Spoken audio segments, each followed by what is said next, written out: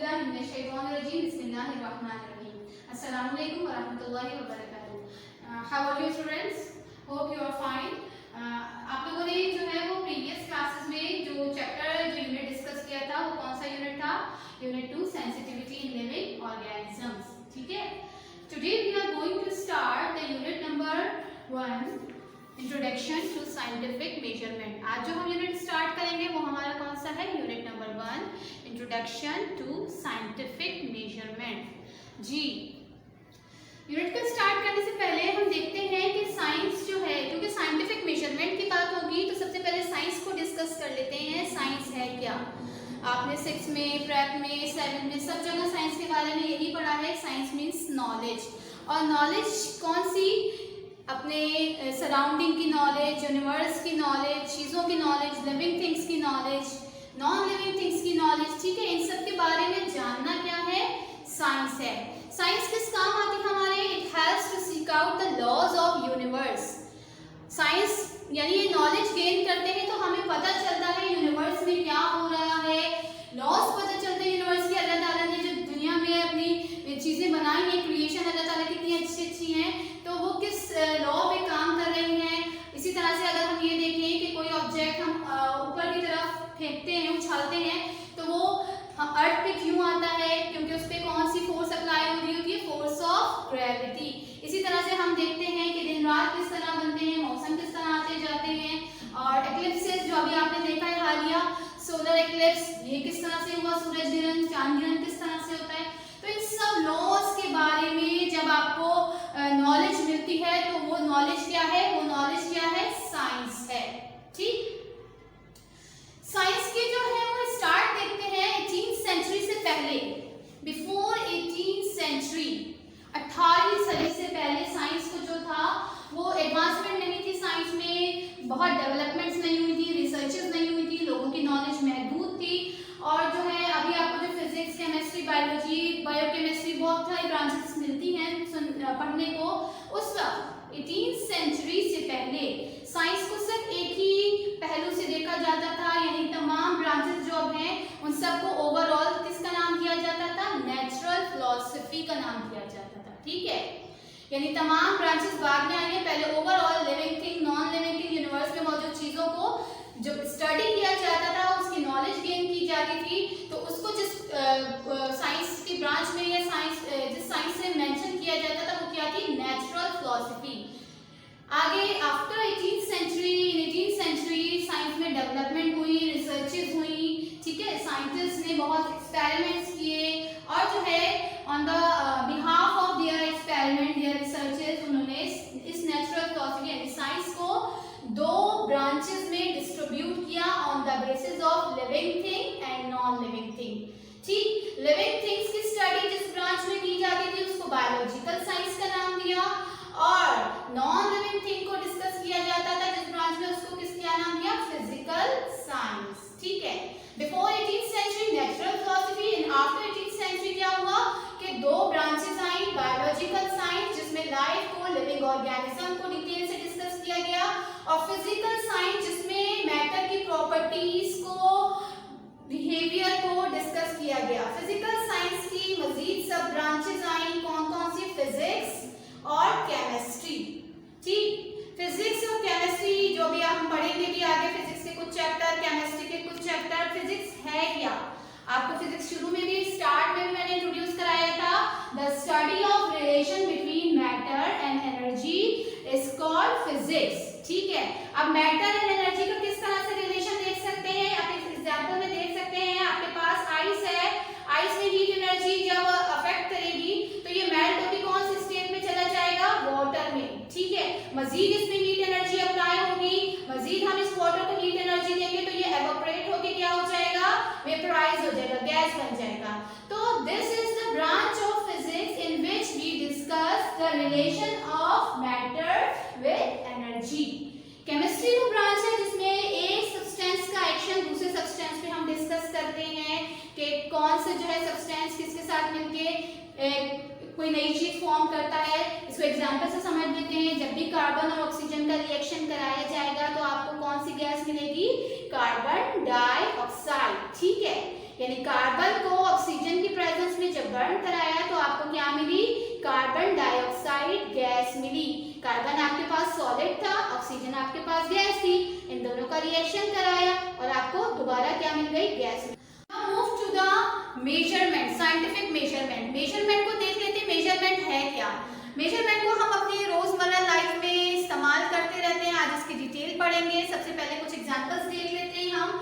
हमारे इर्द गिर्द जो है बहुत सारे ऐसे काम हो रहे होते हैं, बल्कि हमारी लाइफ में जो काम होते हैं वो मेजरमेंट से ही होते हैं। आप सुबह उठते हैं, आपको पता है कि 9 बजे अपनी क्लास स्टार्ट हो जाती है, तो आपको टाइम जो है वो ध्यान में रखना होता है। आप जल्दी जल्दी नाश्ता कर लेंगे और 9 बजे जो है वो फिर आप बैठ जाएंगे अलर्ट होके कि अब आपकी क्लासेस स्टार्ट होंगी। जब आप स्कूल आते हैं तो आपको पता है कि 8 बजे आपका स्कूल लग जाता है, तो आप मेजरमेंट करते हैं टाइम की कि कितने बजे उठना है, नमाज का टाइम क्या है और इसी तरह से जो है नाश्ते का टाइम क्या है। आप कुकिंग में देख लेते हैं, जब आप कुकिंग कर रहे होते हैं, जब हम कुकिंग करते हैं तो हम वहाँ पर हर चीज़ को एक खास, एक बैलेंस अमाउंट में खास हिसाब से डालते हैं। ठीक है, बेकिंग कर रहे हैं तो कितना हमें मैदा चाहिए, कितने जो है हमें चीनी चाहिए, उसमें बेकिंग पाउडर चाहिए। अगर हम ऐसा ना करें, अगर हम मेजरमेंट नहीं करें तो इसके रिजल्ट्स क्या होंगे, इसके रिजल्ट्स होंगे हमारी चीज़ें खराब होनी शुरू हो जाएंगी, हमारा मनी भी वेस्ट होगा, टाइम भी वेस्ट होगा और हमारा रिक्वायर्ड रिजल्ट या डिजायर रिजल्ट भी नहीं आएगा। इसकी एग्जांपल इससे लेते हैं, देख लीजिए ये जेली है, ठीक है। अब इस जेली पे क्या लिखा हुआ है, इस जेली पे यही लिखा हुआ है कि आपको 2 कप लेने हैं। इस जेली को बनाने के लिए you have to take 2 cups of water. अगर मैं 2 कप्स ऑफ वाटर नहीं लूँ इस जेली को बनाने के लिए, बल्कि क्या करूँ 4 कप ले लूँ, विदाउट मेजरमेंट जल्दी से जाके क्या करूँ अपनी मर्जी से जो है पानी यूज़ कर लूँ, तो क्या मेरा जो है वो रिक्वायर्ड रिजल्ट या डिज़ायर रिजल्ट आएगा, जेली बन पाएगी? या तो बहुत गाढ़ी बन जाएगी अगर मैंने कम पानी लिया है, और बहुत ही ख़राब बन जाएगी अगर मैंने ज़्यादा पानी लिया है, वो बिल्कुल फैल जाएगी, जम नहीं पाएगी। ठीक, तो मुझे अपने काम एक्यूरेट करना है तो मुझे क्या करना होगा, मेजर करना होगा। I have to take the 2 cups of water for making this jelly. ठीक, तो मेजरमेंट ने मेरी चीज़ को बचा भी लिया, मेरा टाइम भी वेस्ट नहीं हुआ और जो है मुझे अच्छा रिजल्ट मिला। इसी तरह से हम देखते हैं कि हमें जो है वो किसी चीज़ को हमें कारपेट परचेज करनी होती है। नॉर्मली हम ईद पे जाते हैं और कारपेट नहीं लेकर आते, तो उसको भी हम पहले मेजर कर रहे होते हैं कि क्या रूम का हमारा जो है वो साइज़ है, कितनी लेंथ है, कितनी विड्थ है, फिर हम जाके जो है वो कारपेट परचेज करते हैं। Without measuring the length and width of room अगर आप जाएँ और कारपेट अंदाजे से लेकर आ जाएँ तो उस अंदाजे से क्या होगा, या तो वो छोटी हो जाएगी या वो बहुत बड़ी हो जाएगी। आप अपने कपड़े सिलवाते हैं तो मेजरमेंट होती है ना, ऐसा तो नहीं होता विदाउट मेजरमेंट, विदाउट लेंथ बताया आपने जो है अपने कपड़े सिलवा लिए। तो ये मेजरमेंट हमारी रोज़मर्रा लाइफ में हर मौके पे इस्तेमाल होती है।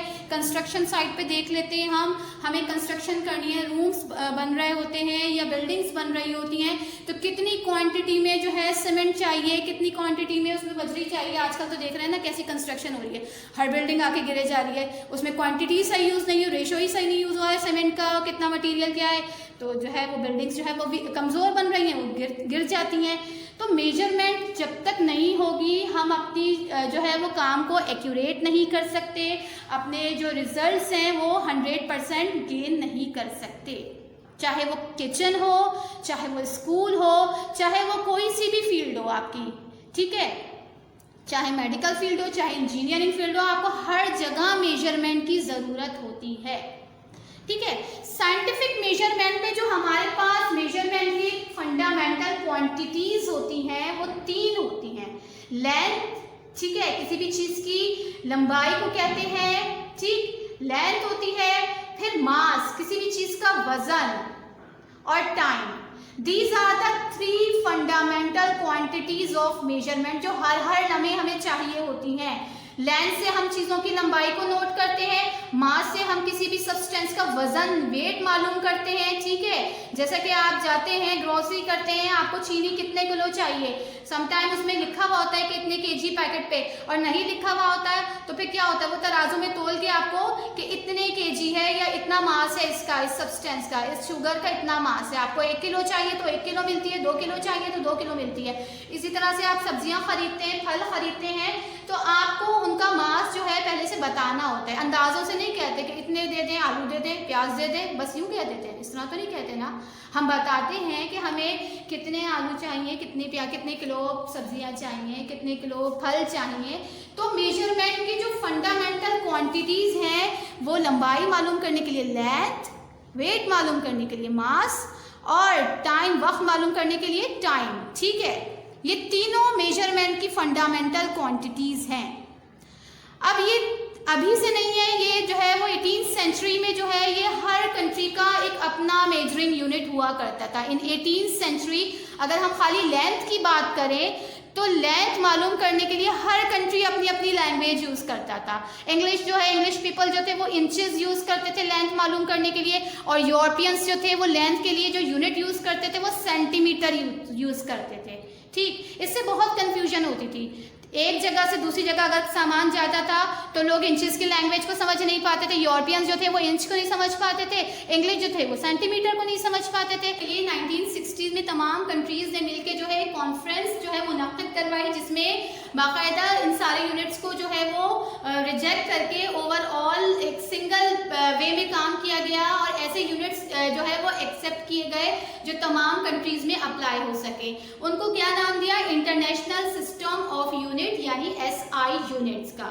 ठीक है, ये SI यूनिट्स आज तक अप्लाई होते हैं हर जगह, इसी को जो है वो एक्सेप्टेबल या समझा जाता है, इसी लैंग्वेज को या इन्हीं यूनिट्स को समझा जाता है हर कंट्री में। अब ये ड्राइव कहाँ से हुए थे? ये अर्लियर सिस्टम MKS सिस्टम से ड्राइव हुए थे, जिसमें M for metre, K for kilogram and S for second. इनसे ही जो है वो आगे की तरफ जो सिस्टम्स बने वो कौन से थे? SI units. ठीक है, आइए मेजरिंग लेंथ पर आ जाते हैं।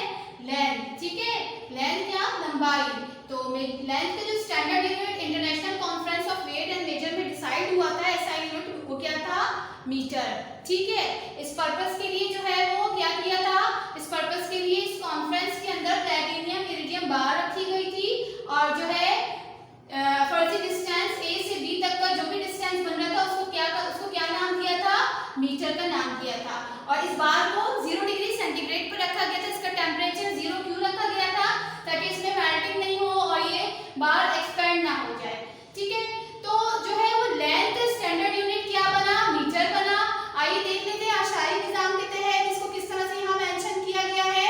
यहाँ पर आपको क्या नजर आ रहा है? किलोमीटर। अगर मेजरमेंट में लेंथ जो है बहुत ज्यादा हो, बड़ी हो, तो फिर हम मीटर पे नहीं जाते, हम किस पे चले जाते हैं? किलोमीटर पे चले जाते हैं। इसकी एग्जांपल इस तरह से लिख सकते हैं कि आप कराची से हैदराबाद तक का जो डिस्टेंस नोट करते हैं वो किस में करते हैं? किलोमीटर में करते हैं। इसी तरह से कराची से अगर आप देखेंगे लाहौर तक का डिस्टेंस, तो वो भी किस में चला जाएगा? किलोमीटर में। डिस्टेंस अगर बड़ा होगा तो फिर हम कौन सा यूनिट लेंगे? किलोमीटर का यूनिट लेंगे। ठीक है, 1 किलोमीटर कितने मीटर के इक्वल होता है? 1 kilometre is equals to 1000 metre. ठीक, फिर metre, 1 metre is equals to 100 centimetre. Metre में आप लोग देख लेते हैं, आप लोग जाते हैं और जो है वो शॉपिंग करते हैं, आप अपने कपड़े लेते हैं, तो वहां पर आप क्या कौन सा यूनिट नोट करते हैं? मीटर का। आप 2 मीटर, 3 मीटर, 7 मीटर मुख्तलिफ जो है वो मीटर के जो है वो आप क्या लेते हैं?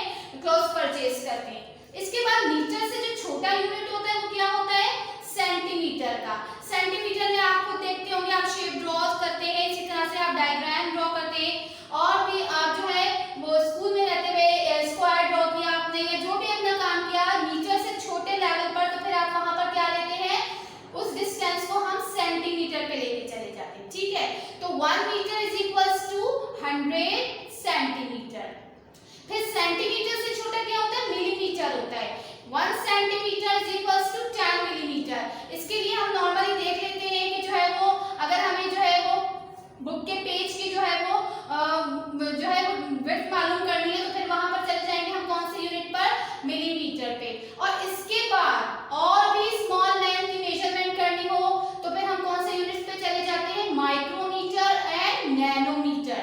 ठीक, तो 1 metre is equals to 1 million micrometre and 1 metre is equals to 1 billion nanometre. Micrometre और नैनोमीटर के एग्जांपल आप इससे देख सकते हैं कि अगर आपको बैक्टीरिया के जो है वो डायमीटर मालूम करना होता है, तो वहां पर आप जो है वो किस पे चले जाते हैं? माइक्रोमीटर, नैनोमीटर जाते हैं या मेजरमेंट पे चले जाते हैं। ठीक है, ये यूनिट्स हम वहां पर यूज करते हैं।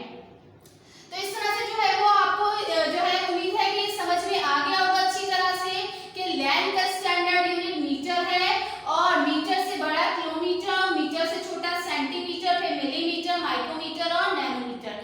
ठीक, आइए अपना होमवर्क देख लीजिए। होमवर्क क्या करना है, you have to learn units of length from page number 2। ठीक है, यूनिट 1 का जो यूनिट्स ऑफ लेंथ है, ठीक है, ये रहे यूनिट्स ऑफ लेंथ, ये आपको पेज नंबर 2 पे मिलेंगे। आपको क्या करना है, इसकी अच्छी तरह से ड्रिल करनी है, इसको याद करना है और घर में किसी बड़े को सुनाना ज़रूर है, क्योंकि इससे रिलेटेड हमारे पास आगे जाके क्वेश्चंस आएंगे जो हमें सॉल्व करने होंगे।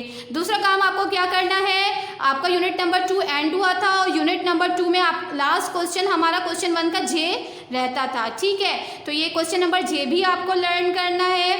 देख लीजिए, जो पहला होमवर्क है वो आपको पेज नंबर 2 पे मिलेगा।